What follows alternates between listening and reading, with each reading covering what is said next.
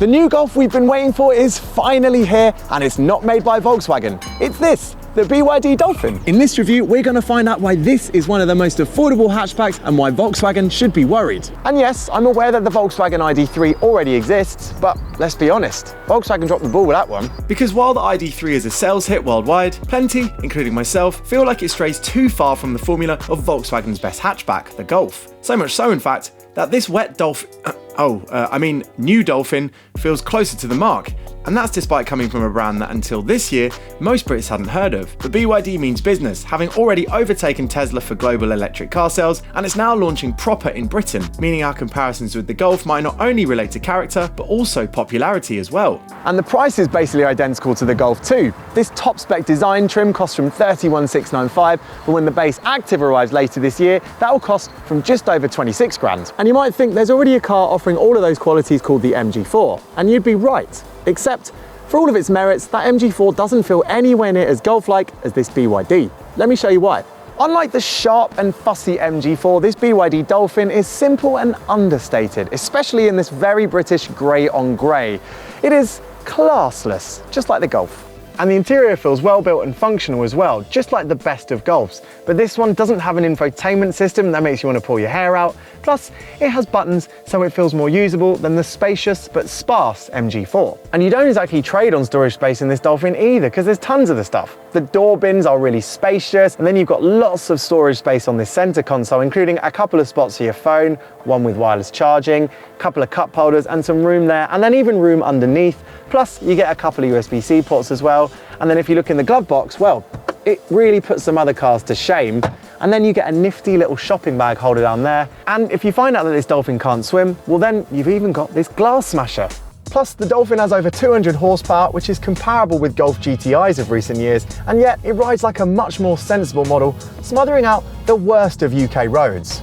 Alright, you might think when you pop the boot that there's not anywhere near as much space as there is in the MG4 or that Golf. And yeah, our suitcase definitely looks to be filling this boot pretty well, but if you take the suitcase out and you expose the underfloor storage, you'll spot that there's plenty more room, certainly enough for our bags and also the charge cables. And then when you lower the seats down as well up there, then you'll see that you actually have tons of room. Which is helpful because, like its main rivals, the BYD doesn't have a front boot, even though there's a fair bit of room under the bonnet. And there's plenty of space in the back as well. Not only do I have good amounts of foot and knee room, but the middle passenger does as well because there's no tunnel like you get in a Golf. Okay, you haven't got everything. You're lacking, for example, some vents back there, but there is a good amount of storage space here. I've got a cup holder there, I've got lots of storage pockets in the seats ahead, and the door bins are pretty wide. Plus, you can get 2 cups into the cup holders here, and these seats are pretty generous. Oh yeah, and I've got plenty of space in my head as well, despite there being a panoramic sunroof above me.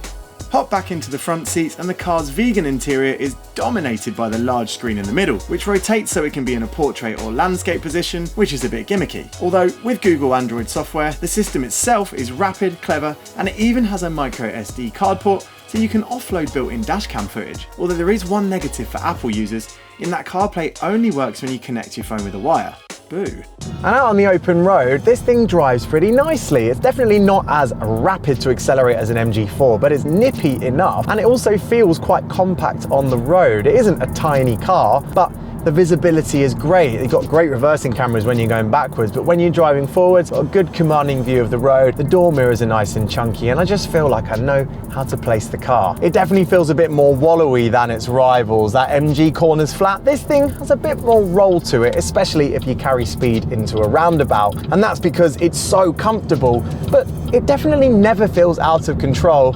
And dare I say it, because of that zippiness, it's quite fun. Get up to motorway speeds, and the road noise is a little bit higher than you might have in some of the premium versions of the Golf, and that's probably because this car comes fitted with some tyres that, well, they say comfort on the side, but they're not the quietest.